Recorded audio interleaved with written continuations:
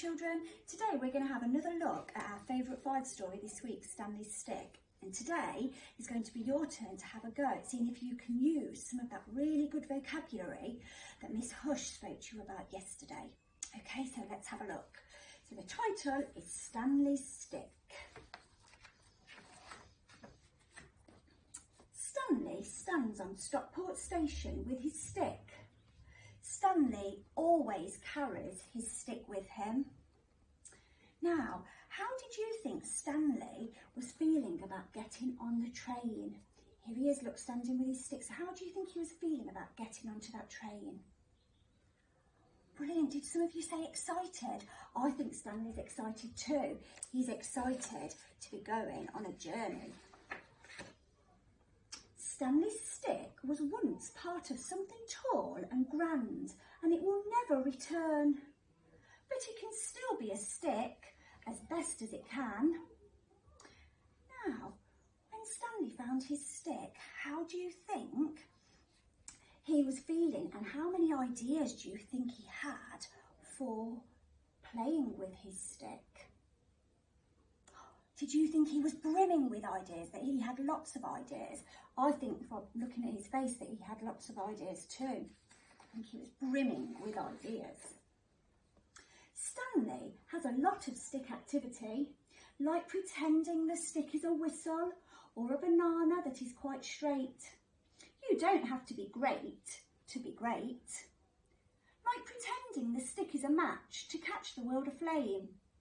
There is a game after sticky game. Look, it's a dinosaur that isn't extinct. It's a Stickosaurus. Grrr. Stanley, look.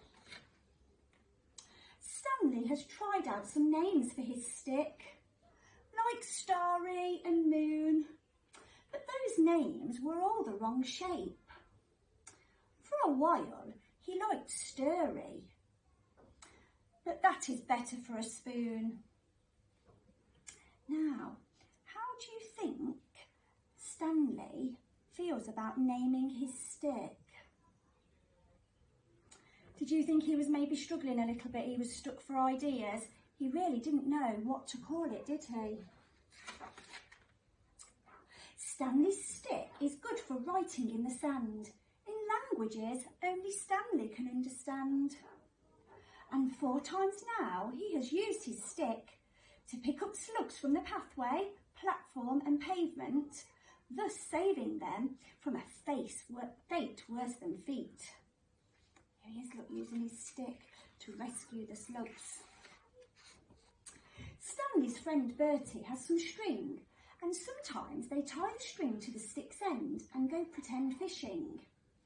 Because the fish are pretend, no fish get hurt, says Bertie. How do you think Stanley was acting towards the animals? Did you say he was kind? I think he was kind too, because he wanted to make sure, didn't he, that nobody was going to get hurt. So here is Stanley standing on the station, taking his stick for a short stay at the side of the sea with his mum and dad.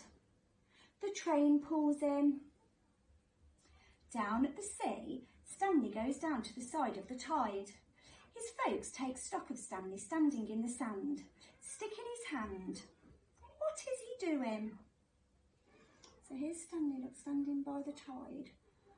What do you think Stanley is doing by the sea? Brilliant. Did some of you say wondering? He's wondering what to do next.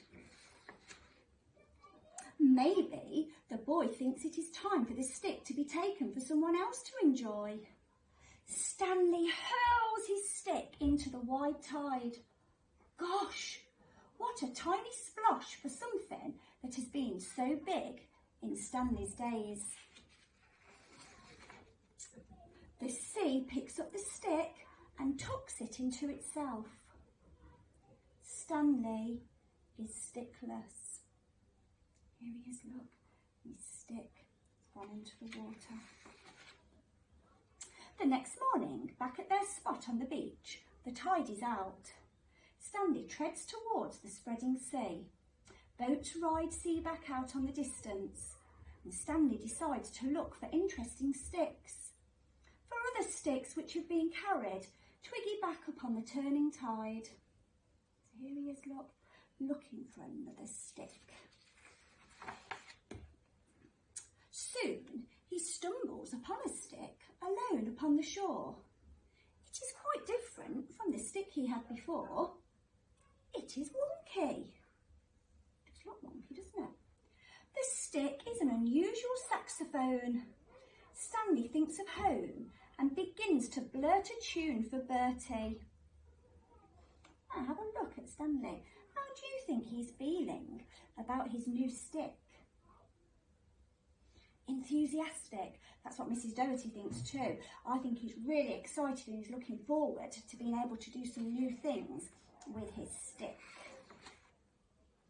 Now, Stanley stares at the sea through his stick telescope. It is wonky, and this stick Stanley knows the name of. It is called Fantastick.